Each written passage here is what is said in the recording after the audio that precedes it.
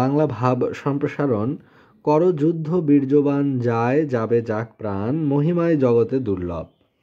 তো এই ভাব সম্প্রসারণটি পড়া হচ্ছে উচ্চতর বাংলা ব্যাকরণ ও নির্মিতি, লেখক ডক্টর নিরঞ্জন অধিকারী, এই বইটি থেকে। প্রথমেই মূলভাবে বলা হচ্ছে পৃথিবীতে আত্মপ্রতিষ্ঠার জন্য সংগ্রাম প্রয়োজন।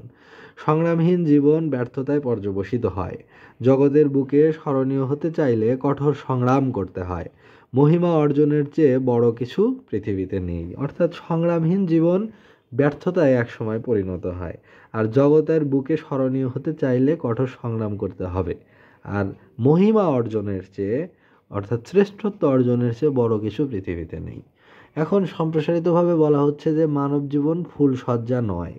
অনেক কষ্ট, ত্যাগ, তিতিক্ষা, পরিশ্রম ও সংগ্রামের বিনিময়ে মানুষ মহিমান্বিত হতে পারে। বিশ্বের অগণিত মানুষ আত্মপ্রতিষ্ঠা অর্জন তথা টিকে থাকার জন্য অবিরত সংগ্রাম করে চলছে। এ ধরার বুকে মানবের আবির্ভাব ঘটেছে হাজার হাজার বছর পূর্বে।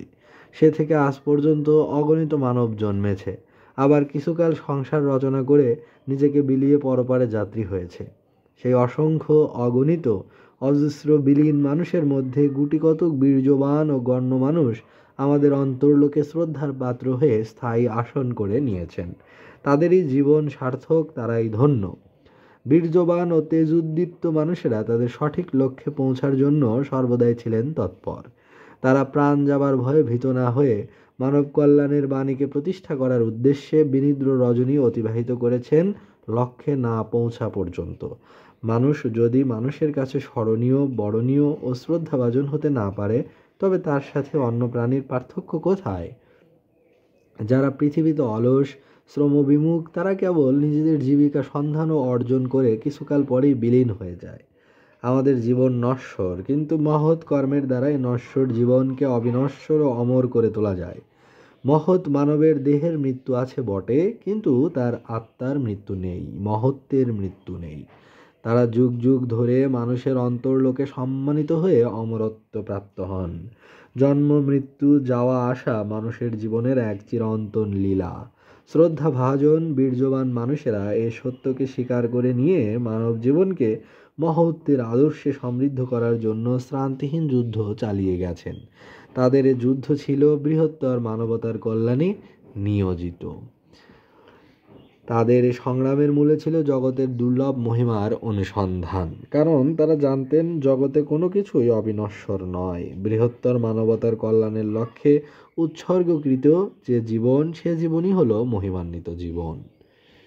এবার উপসংহারে বলা হচ্ছে যে জগতে মহিমান্বিত হওয়ার জন্য আমাদের সংগ্রামী হওয়া উচিত। আমাদের সবাইকে বীর্যবান মহাপুরুষদের জীবন অনুসরণ করা উচিত, যার ফলশ্রুতিতে বিশ্ব কল্যাণ ত্বরান্বিত এবং বিশ্বে শান্তি প্রতিষ্ঠিত হবে। মানব কল্যাণে জীবন উৎসর্গ করার মধ্যেই রয়েছে সত্যিকারের আনন্দ।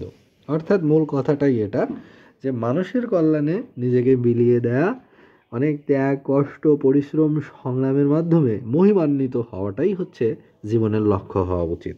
কারণ পৃথিবীতে মানুষ অবিনশ্বর নয়, নশ্বর, বা একসময় মারা যাবে, শেষ হয়ে যাবে, বিলীন হয়ে যাবে। তাই পৃথিবীতে যারা কর্মমুখী জীবনযাপন করে তারা স্মরণীয় থাকবে। আর যারা অলস, শ্রমবিমুখ, তারা শুধুমাত্র কেবল নিজেদের জীবিকা সন্ধান করে এবং একসময় বিলীন হয়ে যায়, তারা মানুষের মন থেকে হারিয়ে যায়। কারণ তাদের উল্লেখ করার মতো তেমন কোনো সৎকর্ম থাকে না, তারা শুধু নিজেদের নিয়েই ব্যস্ত ছিল। কিন্তু যারা অন্যের জন্য কাজ করে, অপরের জন্য কাজ করে, 10-15 জন, 10 জনকে নিয়ে ভাবে, সমাজ নিয়ে ভাবে, দেশ নিয়ে ভাবে, রাষ্ট্র নিয়ে ভাবে, তারা কিন্তু মৃত্যুর পরেও অমরত্বের স্বাদ লাভ করে। মানুষ কিন্তু তাদের কথা ভাবে, তাদের মঙ্গলজনক কর্মের কথা, কীর্তির কথা ভেবে তারা কৃতজ্ঞ চিত্তে তাদের স্মরণ করে। তো এটাই মানব জীবনের সার্থকতা, এবং এরকম জীবনই আসলে মানুষের কাম্য হওয়া উচিত। এবং এরকম জীবনের যেমন রয়েছে সম্মান, সেরকম রয়েছে আনন্দ, সেরকম রয়েছে তৃপ্তি। তো এই ভাব সম্প্রসারণটি পড়া হলো উচ্চতর বাংলা ব্যাকরণ ও নির্মিতি, লেখক ডক্টর নিরঞ্জন অধিকারী।